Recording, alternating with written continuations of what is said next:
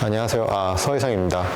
저는 오늘 AI와 클라우드 그리고 이 AI와 클라우드가 기후온난화에 미치는 영향에 대해서 설명을 드리려고 합니다.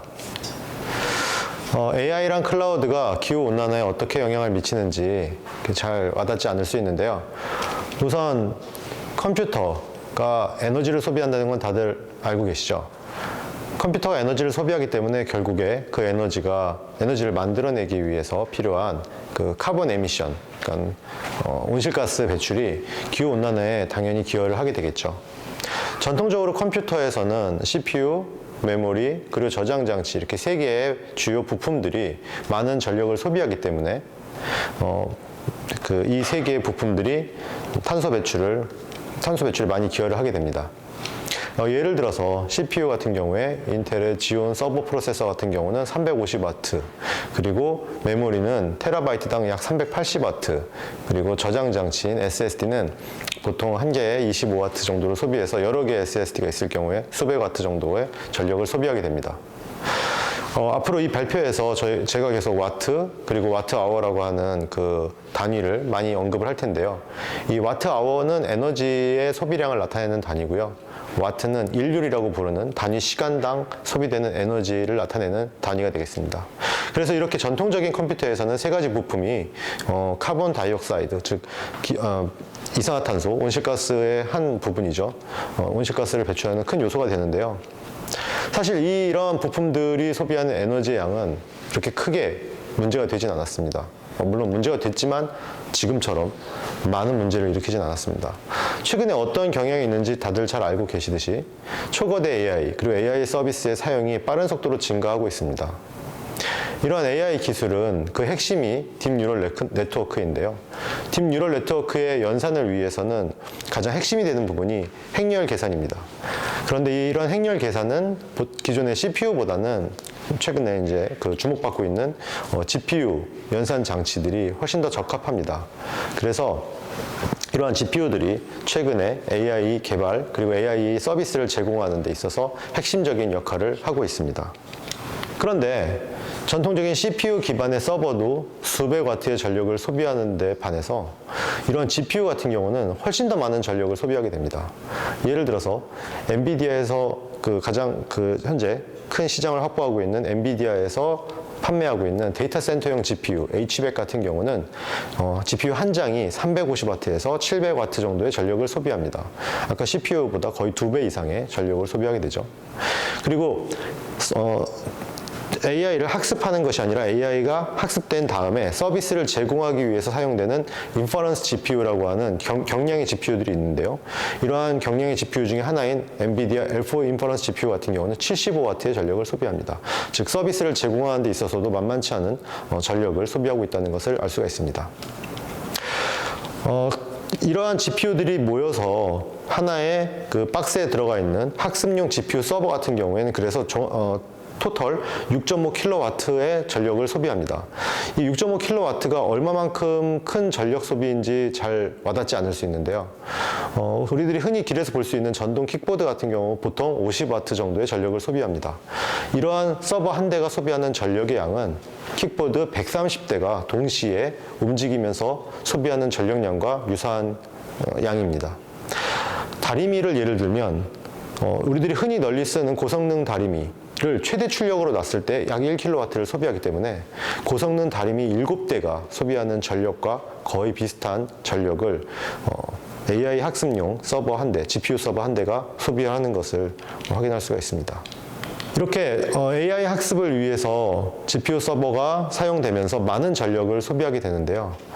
특히 최근에는 이런 AI 모델을 개발하는 데 있어서 이 심층 신경망, 즉 딥뉴럴 네트워크의 가장 효과적인 구조를 탐색하는 것 역시도 사람이 하는 게 아니라 AI가 직접 하게 됩니다. 그래서 AI 개발에도 AI가 들어가기 때문에 지금 현재 AI 개발 과정에서 소비하는 에너지의 양은 계속해서 빠르게 증가하고 있습니다. 특히 초거대 AI들이 많이 사용되기 때문에 최근에 AI 학습은 수대에서 수천 대의 GPU를 동시에 사용해서 학습을 수행하고 있고요.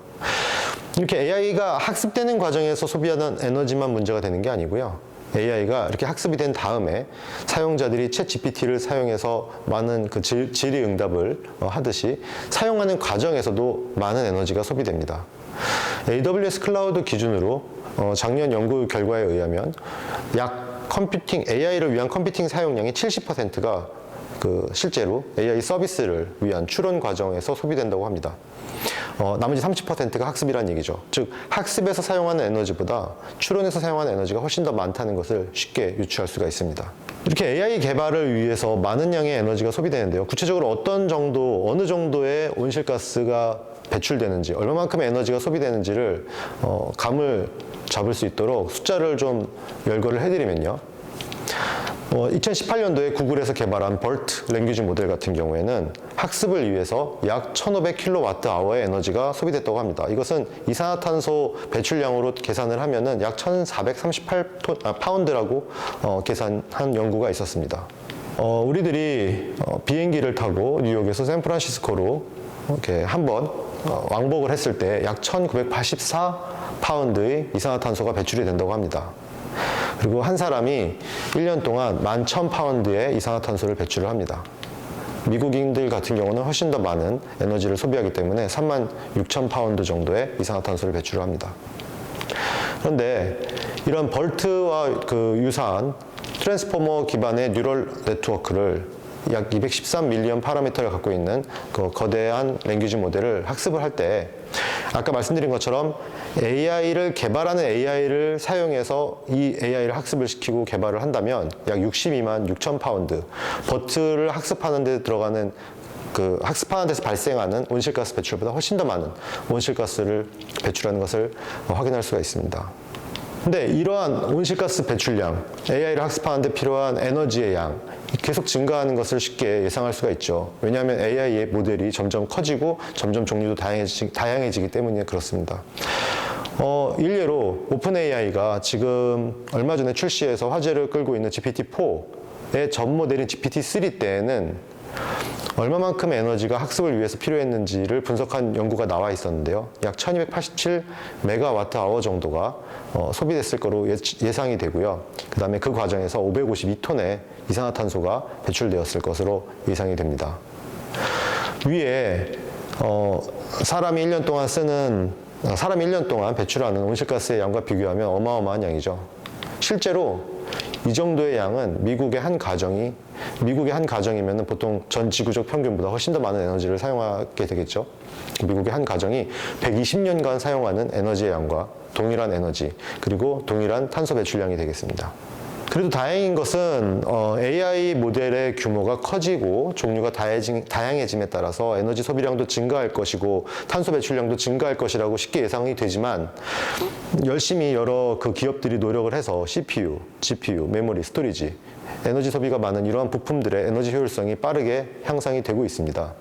약 주고 병 주는 것 같지만 안 좋은 소식이 있습니다. 이건 뭐냐면 AI의 크기가 굉장히 빠른 속도로 증가하고 있기 때문에 연구에 의하면 보통 3, 4개월에 2배씩 증가한다고 합니다. 그래서 아무리 부품들의 에너지 효율성이 개선이 된다 하더라도 결국에 시간이 지나면서 배출되는 온실가스의 양, 그리고 소비하는 에너지의 양은 빠르게 증가하고 있는 상황입니다. 그래서 이런 AI 학습과 AI 서비스가 이루어지는 것은 클라우드 데이터 센터 내부에서 이루어지는데요. 그래서 이렇게 클라우드 데이터 센터가 전 세계적으로 얼마만큼의 에너지를 소비하고 어느 만큼의 온실가스를 배출하는지를 살펴보면 작년 기준으로 약 200테라와트 정도의 전력을 소비하고 있다고 합니다. 이는 스위스가 소비하는 전력의 4배 정도 되는 양이고요. 그다음에 전 세계 에너지 소비량의 1.5% 정도 되는 양입니다. 그리고 항공산업이 발생시키는 온실가스 배출량, 그리고 에너지 소비량과 맞먹는 수준이 되겠습니다. 한 가지 구체적인 예를 들면 메타, 페이스북이었죠. 이 메타의 AI 학습을 위한 데이터 센터가 작년 기준으로 약 6메가와트의 전력을 소비했다고 합니다. 곧 64메가와트를 소비하는 대형 데이터 센터로 이제 확장할 계획인데요. 64메가와트급의 데이터 센터가 되면 이 데이터 센터가 소비하는 에너지의 양은 독일 전체가 소비하는 에너지의 양이랑 거의 유사한 수준이 될 것입니다. 그래서 이렇게 데이터 센터가 상당량의 전력을 소비를 하는데요. 아쉽게도 이렇게 데이터 센터가 소비하는 전력의 상당 부분은 실제로 AI를 학습하거나 AI 서비스를 제공하는 데 필요한 서버를 구동하는 데 이용되는 것이 아니라 냉각이나 조명 등 서버 구동을 돕기 위해서 소비되고 있습니다. 그런데 이러한 서버 구동을 돕기 위해서 소비하는 에너지가 많으면 많을수록 데이터 센터의 에너지 효율성은 낮아지는 거죠. 그래서 이러한 데이터 센터의 에너지 효율성을 측정하는 단위로 PUE라는 것을 사용하는데요.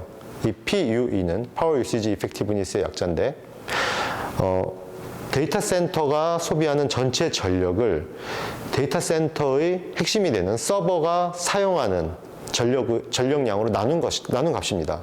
그래서 이 값이 크면 클수록 데이터 센터는 서버 자체에서 소비하는 에너지가 아니라 서버를 구동하기 위해서 돕는 데 들어가는 에너지 양이 커진다는 뜻이죠. 그래서 비효율적이라는 얘기입니다. 전통적으로 데이터 센터는 이 PUE가 1.5 이상이었습니다. 평균 1.7이었는데요. 몇 년 전만 하더라도. 근데 이제 많은 사회나 아니면은 기업들이 이런 그 데이터 센터의 에너지 소비량을 문제 삼고 있고 그다음에 이러한 문제를 극복하기 위해 노력하는 덕분에 최근에는 데이터 센터의 PUE들이 보통 1.2 이하로 낮아지게 되었습니다.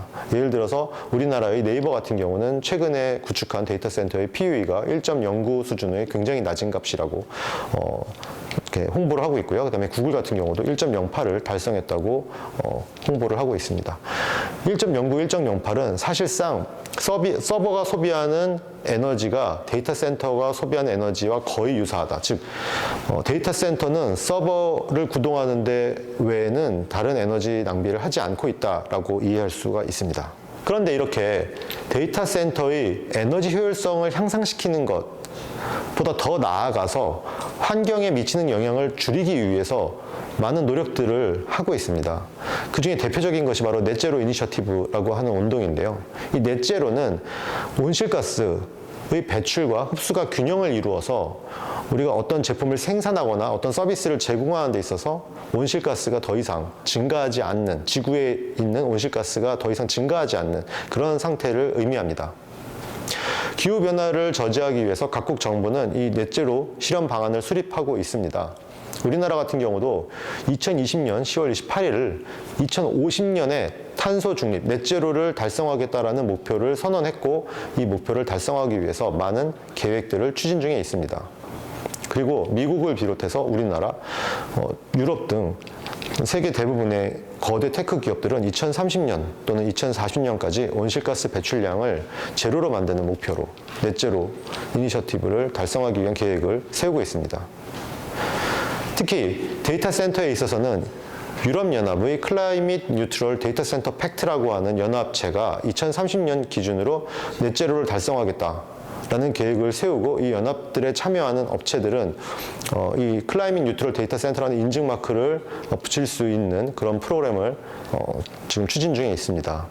하지만 이러한 넷제로 이니셔티브를 추진하기 위한 많은 노력들에도 불구하고 여전히 AI 서비스들의 규모도 커지고 그다음에 AI 모델 자체의 크기도 커지고 이런 여러 가지 영향 때문에 많은 기업들이 온실가스 배출을 지속적으로 증가시키고 있습니다. 한 가지 예를 들면 아마존의 클라우드는 이런 넷제로 이니셔티브를 추진하고 있지만 그럼에도 불구하고 2020년 한 해에만 그 지난해에 비해서 15%의 온실가스 배출량 증가를 보인 바가 있습니다. 그래서 우리가 이렇게 지속적으로 증가하는 온실가스 배출량을 줄여서 환경에 미치는 영향을 최대한 억제해야 되는데요. AI가 환경에 미치는 영향을 최소화하기 위해서 두 가지 길이 있습니다. 첫 번째는 데이터 센터가 지속 가능한 에너지원을 사용하도록 하는 것입니다. 물론 각국 정부는 지금 리뉴어블 에너지를 사용해서 데이터 센터를 구동하는 경우에 세제 혜택을 비롯해서 많은 인센티브를 주고 있습니다. 그리고 기업들 역시 환경에 미치는 영향을 최소화하기 위해서 제로 쿨링 데이터 센터, 즉 냉각을 위한 전력 소비 없이 자연적인 에너지를 사용해서 냉각을 하는 데이터 센터를 설계하는 등 낮은 PUE의 데이터 센터를 설계하도록 노력을 하고 있습니다. 하지만 한편으로 데이터 센터가 아무리 효율적이 되어도 그 안에서 구동되는 서비스들 그리고 그 안에서 이루어지는 AI 학습들이 많은 에너지를 소비한다면 결국에 온실가스 배출량은 감축되지 못할 것입니다. 그래서 AI 엔지니어링 역시 에너지 소비량을 절감할 수 있어야 합니다. 특히 요즘 학계에서 레드 AI, 그린 AI라는 용어들이 가끔 등장하는데요. 레드 AI는 어떻게 보면은 80년대 군비 경쟁처럼 더 많은 자원, 더 많은 서버, 더 큰 모델, 점점 더 규모를 키워서 서비스의 품질을 높이고 AI의 능력을 향상시키고 이러한 방향으로 그 엔지니어링 하는 것이 레드 AI고요. 그린 AI는 같은 리소스를 쓰지만 더 효율적인 설계, 더 에너지 친화적인 서비스 제공 방법 이런 것들을 연구를 해서 더 환경 친화적인 AI를 개발하는 것이 그린 AI가 되겠습니다. 당연히 우리는 그린 AI에 더 포커스를 맞춰서 엔지니어링을 해야 되겠죠. 그리고 최근에는 AI 개발 과정에 있어서 말씀드린 것처럼 AI가 AI를 개발하게 하는 방법을 통해서 훨씬 더 큰 모델을 개발할 수 있고요. 더 개발 시간을 단축할 수 있는데 근데 아무 생각 없이 이렇게 AI가 AI를 개발하는 네트워크 아키텍처 서치 같은 기술을 사용하게 되면 에너지 소비량이 급격하게 증가를 하게 됩니다. 따라서 신경망 구조 탐색이라든지 오토ML 같이 AI가 AI를 설계하는 것에 지나치게 의존하는 것은 좀 자제를 해야 될 것 같습니다.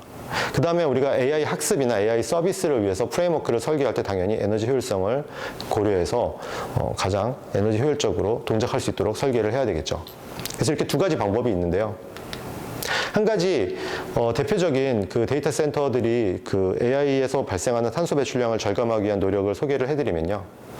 일반적으로 보면 낮에는 사람들이 많이 활동을 하기 때문에 에너지 소비량이 증가합니다. 따라서 우리가 소비하는 전기 중에 이 전기를 생산하는데 리뉴어블 에너지를 통해서 생산된 전기의 비율과 그다음에 전통적인 화력 발전을 통해서 생산된 전기의 비율을 따졌을 때 낮에는 화력 발전을 통해서 생산된 전기의 비율이 높아집니다.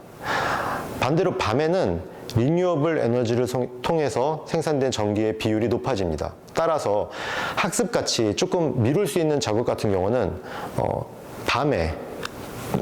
밤에 중점적으로 학습 작업을 진행을 하고요. 낮에는 사람들이 필수적으로 이용하는 서비스 중심으로 데이터 센터를 운영하는 이렇게 스케줄링을 갖다가 카본 인텐서티, 즉 에너지에서 그 전통적인 화력 발전이 차지하는 비율이 얼마만큼 되는지에 따라서 우리가 미룰 수 있는 작업은 그 뒤로 미뤄서 그러니까 리뉴어블 에너지가 많이 그 공급되는 시점에서 진행하게 하는 방식으로 동일한 양의 에너지를 소비하더라도 배출되는 그 온실가스의 양을 절감할 수 있는 그런 방법도 제시된 바가 있습니다.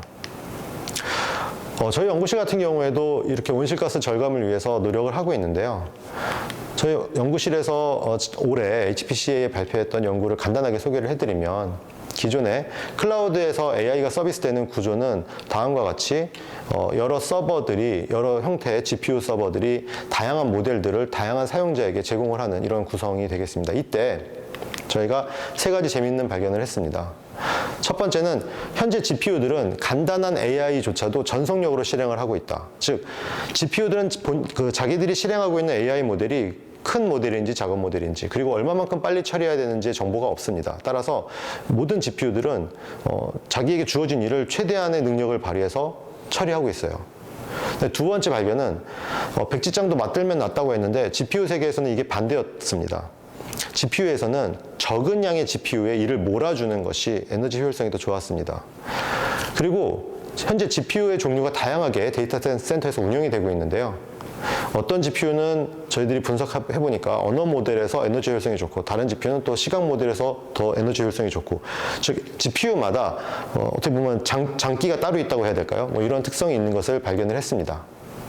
그래서 이렇게 세 가지 발견에 기반해서 저희가 데이터 센터에서 AI 서비스를 운영함에 있어서 세 가지 접근법을 제안을 했습니다. 첫 번째는 사람에게 전달되는 것이 최종 목표이기 때문에 사람이 인지하기도 전에 답이 돌아올 필요는 없다. 그래서 사람의 인지 시간을 고려해서 천천히 GPU에게 일을 하라고 지시를 할 수 있으면 에너지 효율성이 더욱 좋아진다.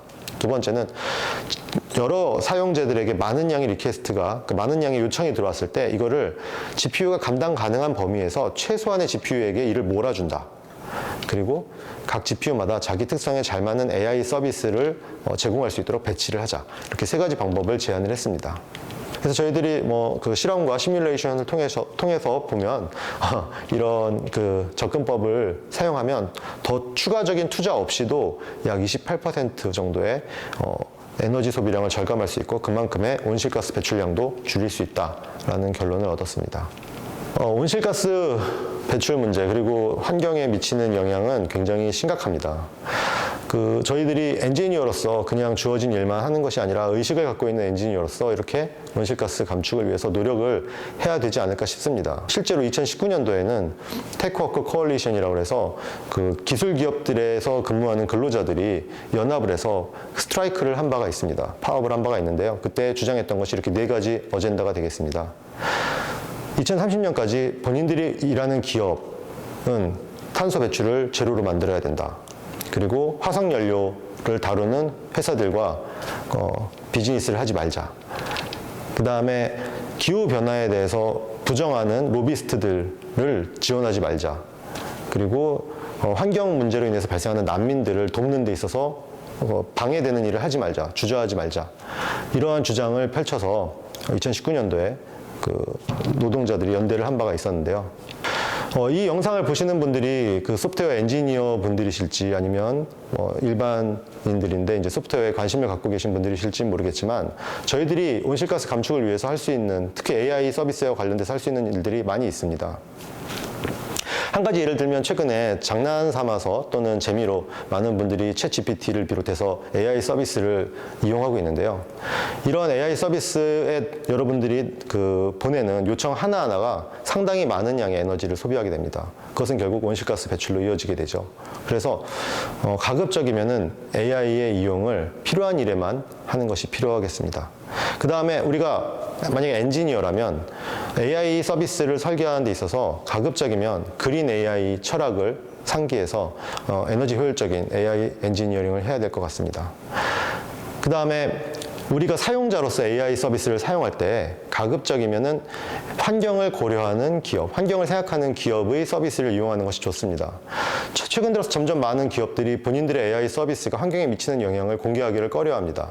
그런데 저희들이 소비자로서 적극적으로 이러한 정보들을 알리도록 기업들에게 압력을 가함으로써 기업들은 AI 서비스를 개발하고 제공하는 데 있어서 환경에 대한 고려를 더 할 수밖에 없을 것입니다. 그리고 만약 여러분들이 기업을 운영하는 기업가라면 여러분들이 서비스를 배포함에 있어서 더 친환경적인 데이터 센터를 운영하는 클라우드 업체를 찾아서 여러분의 서비스를 배포하는 것이 조금이라도 지구를 위해서 여러분들이 할 수 있는 일이 아닐까 생각됩니다. 네, 이상입니다. 네, 감사합니다.